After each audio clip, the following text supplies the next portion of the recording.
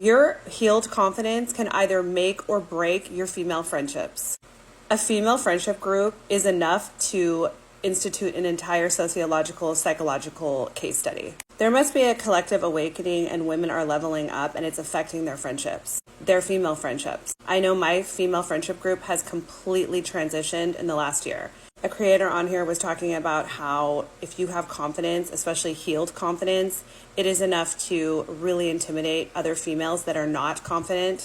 And we're not talking about pretty privilege. We're not talking about a female feeling like she's the shit, but internally hating herself because of her past trauma or current relationships that she's in that are continuously chipping away at her self-esteem and self-concept. Women like that can be really pretty on the outside, but really hate themselves on the inside. And so she was talking about how this friend group totally turned on her because she had confidence and she showed up in a healed way and she owned her healing and she was proud of the fact that she had leveled up in a lot of ways in her life, but it was very hard won. And her friends basically told her to dumb herself down or play small because they were threatened by the confidence that she had. And oftentimes this confidence is subtle, it is understated, it is realized by other women on a subconscious level. It's not even that you're out here flexing or stealing their boyfriends. You're literally just being yourself. This happened with me and my friend group this last year. We all got out of a really bad situation. We were all in a toxic system that kept women small and kept women insecure so that the men could benefit from that. And we all extricated ourselves from it. And we were all fairly good looking. So we all had pretty privilege. We had all experienced it our whole lives and we all became friends together. And so we would go out and we would go to clubs and go to bars and things and we'd get a lot of attention. And that was really fun for a while. And what I saw slowly happen was instead of dealing with the trauma that we had all just been through, the majority of the friend group just continued to party or they jumped into the arms of a man that was equally toxic to the man they had just left. And it was just like jumping around and bouncing around to these outside factors to make them feel good about themselves. And what ended up happening was I saw that I was headed down this road and I stopped myself. I got in a very toxic relationship with a narcissistic man who abused me. And I was like, enough is enough. I have got to go inward and I've got to heal this wound that would attract a man like this. It was a wake-up call for me. And I went really deep and I started to pour into myself. I started to spend Friday nights by myself doing things that were healing to my soul. And I would go out with these friends once in a while because I really did love and adore them. And I feel like we had gone through so much together that I wanted to hold on to the friendship. And I would go out and these friends would tell me, you just are too hard on yourself. Why don't you just live a little? Just stay out with us. And they would undermine my healing. I would be talking about healing on this app and I would talk about it when we were out.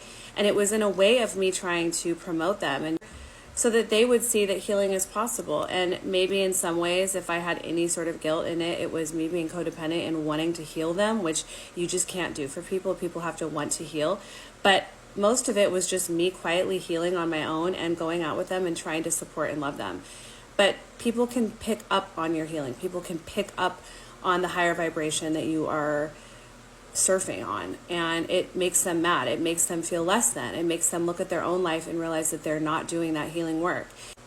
So they would say to me things like, well, what is healing even? Like, I'm just trying to live my life. So they would undermine what I was doing and they would try to make me feel like that there was something wrong with me for healing, that I was a damaged person because I was healing. It was very manipulative looking back on it because they didn't want me to continue healing. They wanted me to stay in the muck and the mire of distractions and addictions and getting attention from dusty men to feed my sense of self or my self-worth. And I was just not going to do that anymore. I was cutting out dusty men. I was breaking up with men that were doing things that their men were doing to them. And so it was a mirror back to them of what they should be doing. And they didn't like it. And so eventually they just started getting really weird with me. And it really hurt my feelings. I felt like, why are you turning on me? I would hear that they were talking about me behind my back.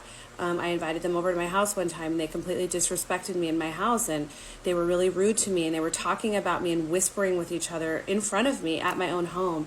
And it really, really hurt my feelings because I was just out here trying to be the best friend I could to them. And I really, truly did love them. And I considered them my really good friends. And it was like slowly but surely they were like employing this mean girl behavior, and it felt very much like a bully. It felt like they were bullying because I was wanting something different for my life, because I was working really hard to create a different world around me that didn't revolve around drinking and attention from men. It revolved around healing and cultivating a sense of self-worth. And eventually I just had to walk away from the friendship because it really, really was hurting me continuously. And of course they continued to employ the bully behavior and try to make it me and try to say that it was my fault and gaslight me, basically, instead of having any self-awareness or owning any part that they played in the demise of the friendship. It was just all my fault.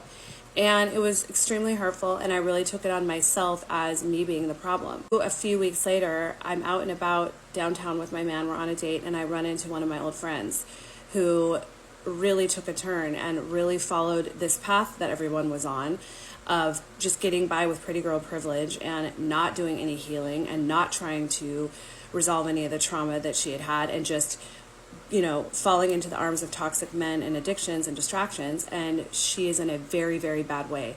And it was just karma kind of showing to me, you did right, you were on the right path, and this is what happens when women do not tend to their self-concept.